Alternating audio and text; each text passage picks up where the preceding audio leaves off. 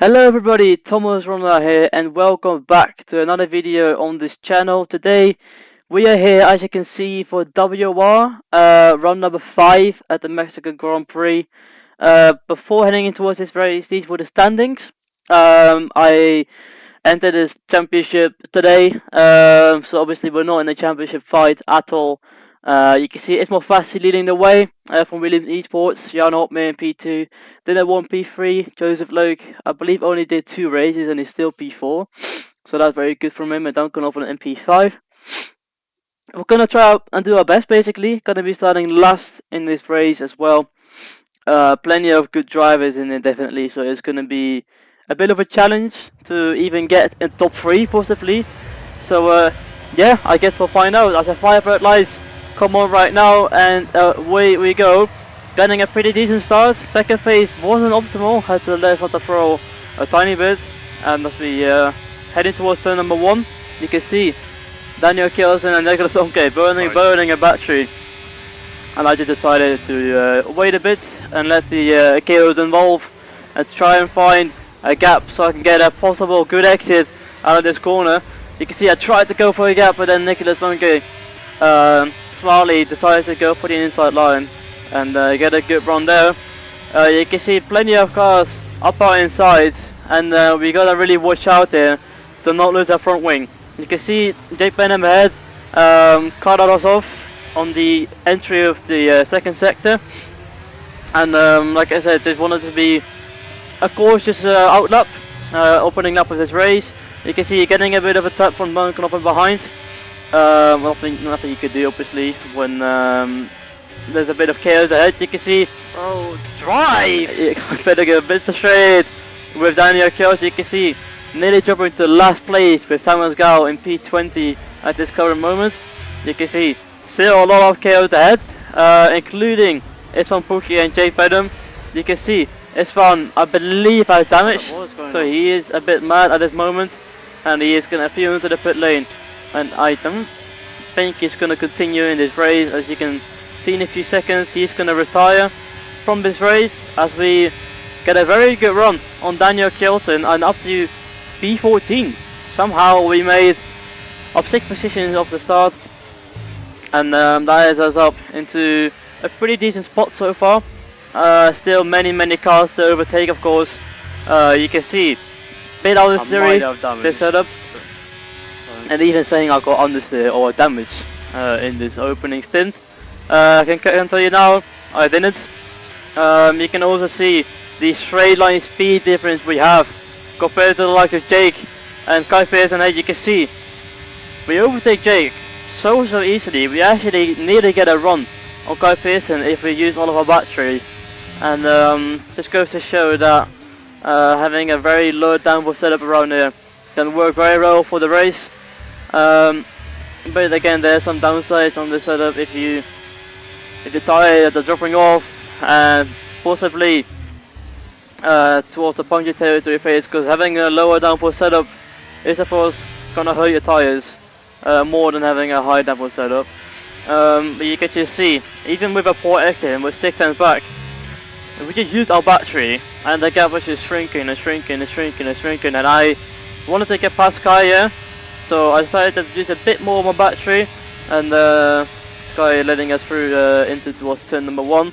Up next is Jack West in the Haas car, and ahead of him is actually the pole sitter of this race, Reese Linton, known as PSR South on the Xbox community. I believe he had damage from the opening laps until now. Wasn't very bad, I heard, but enough to lose a lot of performance. You can see we're actually gaining on Breeze and Jack through the corners there, and managed to save a bit of a battery on lap 13 out of 36. You can see Breeze not fighting this as hard and let us through again in towards turn number 1. Many overtakes were happening in towards this corner. You'll find out towards the end of the race as well, there were some good moments into turn 1. And up next, again, Jack West. He managed to overtake Reese a few laps before this. And yeah, we're in the lead train now at the moment. Still, I think everybody is in the lead train. I believe Richard Donoso has just pitted from P2, I believe. He was leading this race for quite some time. But you can see up ahead there's some good battles going on with Jan Otme, Nicholas Longe battling it out. Philip Fresneder now ahead of us. He was also way ahead of this train, but because of the battling, it was very hard for him to stay ahead without, using too much of his tires and his EROs as well. As you can see now, we've lost the train to the leaders, and I saw it an opportunity to go down the inside of Philip Fresneder. Wheel banging, I know it's a bit of a harsh overtake, but I had to make some moves very quickly to get to the front of this queue, and I just saw a gap and went for it. Yeah, very aggressive move. Usually don't do these type of moves, but when you're in a kind of a hurry in this race, you need to make some moves quickly and think about it as soon as possible, basically. Lap 16 now. You can see Jack West and Nicholas Long ahead of us. I decided to just say, let's go for it, burn our whole battery, and try and get ahead of both of these drivers in towards turn number 1. You can see Jack West, I wouldn't say he's making it very easy for us. We have to use quite some battery, but then I saw the gap ahead and tried to slot in between Nicholas and Jack West. I think Jack West knew I wasn't going to go for both of these cars, and Nicholas as well. So yeah, staying better of it for this current moment. Gonna get past Nicholas, of course, on the next lap, and try and carry each other along. We need to kind of work together in the coming 3 or 4 laps before we pit for the second phase of this race. You can see Nicholas pulling away from us slightly in the second sector. He was running, I believe, also very low on downforce, but we were even lower than him. I had some talks with him after the race, and he was like, well, how on earth are you quicker than me on the straight when I was running low downforce? Just goes to show when you're starting last, you need to either start on a softer tyre or set up like slightly faster on the straights, and in this case a lot faster. So of course we had to get close to Nicholas in his last sector, actually managing to get a good run. We had a good castle sector definitely, but the exit of course is always going to be hard, and you can see as well, getting past Nicholas was easy, but not as easy as all of the guys behind us. And the gap now ahead is after 2.5 seconds to Chana Kinchi. You can see Jan Otme has the fastest lap right now. He's changing down from Richard Donoso on the alternative strategy that we are currently on. And a few laps later you can see, apologies, you can see Nicholas Longe gets ahead of us. Luckily for us, Philip Fresneder couldn't get past, so we can slot once again in sort of P2 in the train. Of course P7 on track, and I think at the moment a net P9 in this race. So of course Fabrizio and Jan Otme fitted way earlier than us. You can see we're now right now in P4, and when we overtake Nicholas Longe we're up to P3 in this race. That is because you can see on the minimap a lot of people pitted on lap 19, end of lap 19. Of course they got undercutted a lot by the cars ahead, but it was doable to catch back up again. And I tried to ask my the guy that I was in the call with, shall I pit for softs or shall I pit for medium? That was the question I was asking myself. But we managed to sort of pull a gap on lap 20, so Nicholas couldn't get past us on lap 20, so we didn't lose time because of it. Definitely gonna pit at the end of this one. I'm gonna put the soft tires on. I guess the softs were very good for a certain period.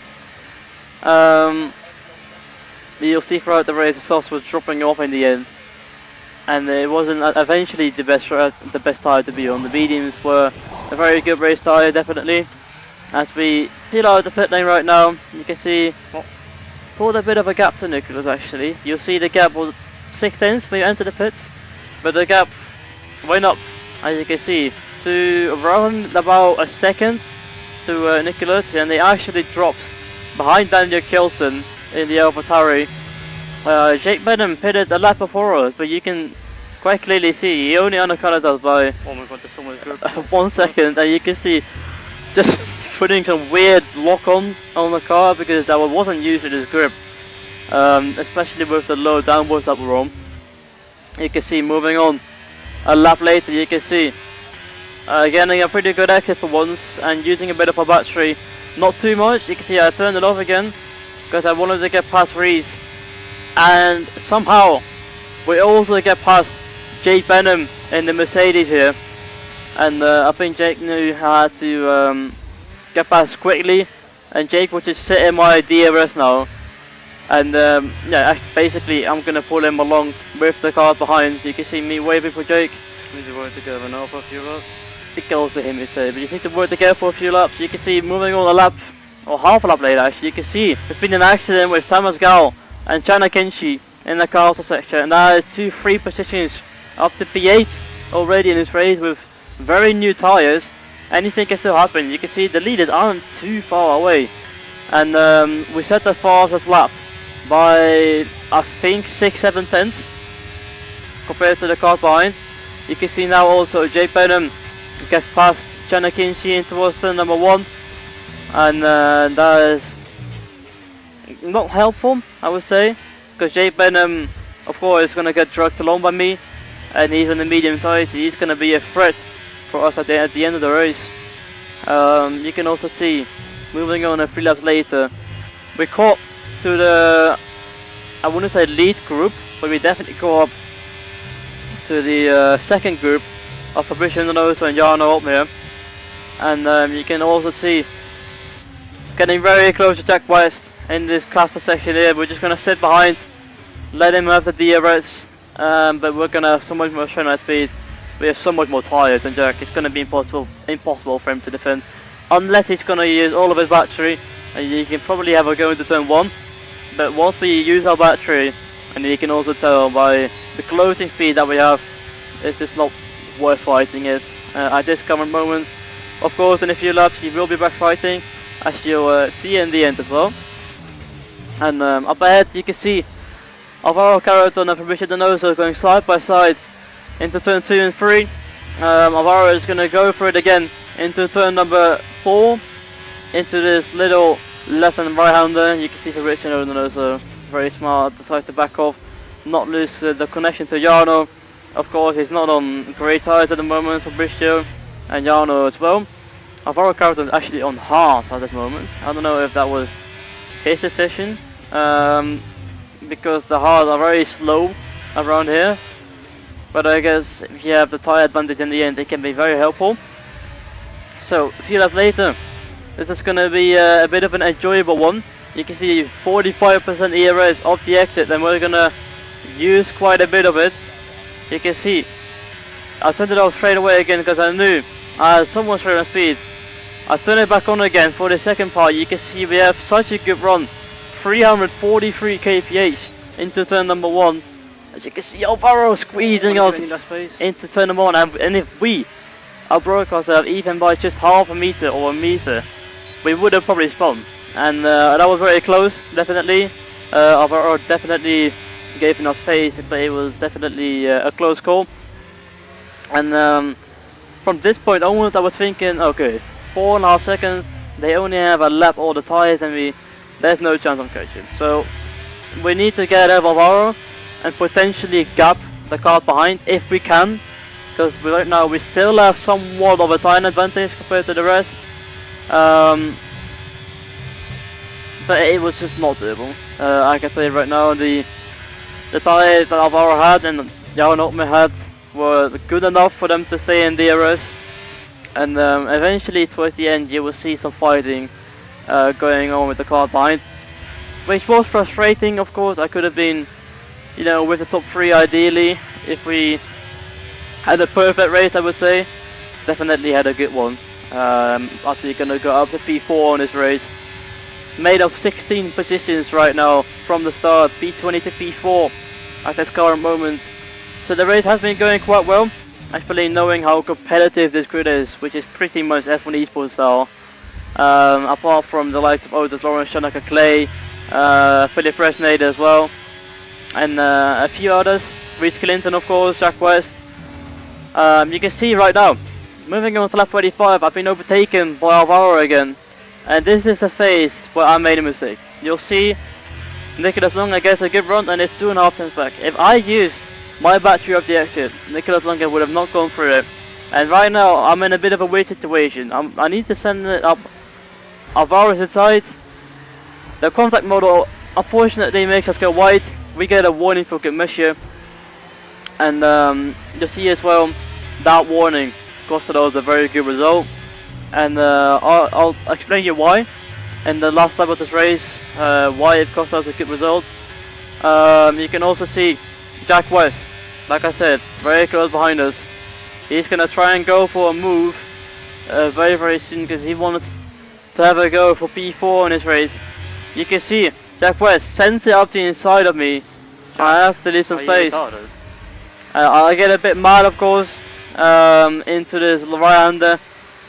It just wasn't worth it, in my opinion. And the move Jack West did, okay, it was clean, but the gap is 1.5 seconds to the car's ahead now. So I don't know why Jack went for it. Of course, nothing wrong with the move at all. But that costed us a potential P4 in this race.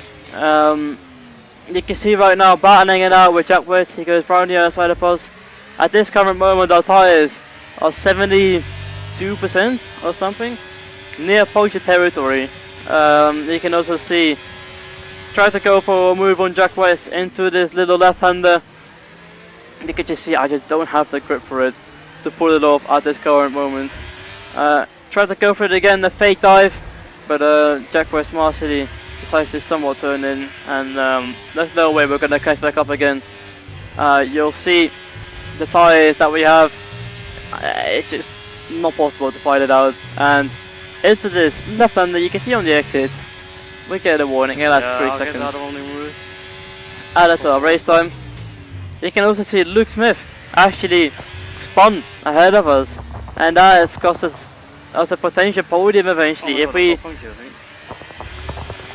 you can see there's absolutely no grip left, getting random wheel spin. You can see drifting out of the final corner, and it is only a good enough for P9 in this race. I mean, yeah, try and do our best. I got pumped off by Nico. Not happy, of course, with what happened. At the rear, lost the car. We tried our best. You can see got these forced were the end off. results. Otis Rowan's winning, Shanaka Clay second, Alvaro Battlecoat in third, Luke Smith in fourth, Jack West in fifth, Nicholas Longa sixth, Jake Badham in seventh, Jarno eighth, us in ninth, and Kai Pearson in 10th. So, that was it for this race. I hope you guys enjoyed the video. We'll be doing a few more last to first challenges in the coming few weeks, especially in WR. PSG, of course, I will not do that unless I won the championship, of course. Gonna be a good one. Hopefully, WR definitely a very good league to have some fun with. Signing last is always going to be a challenge, and I enjoyed it. I hope you guys enjoyed it too, like I said. Make sure to like and subscribe down below. And all I gotta say once again is I'll see you guys in the next one. Ciao, ciao.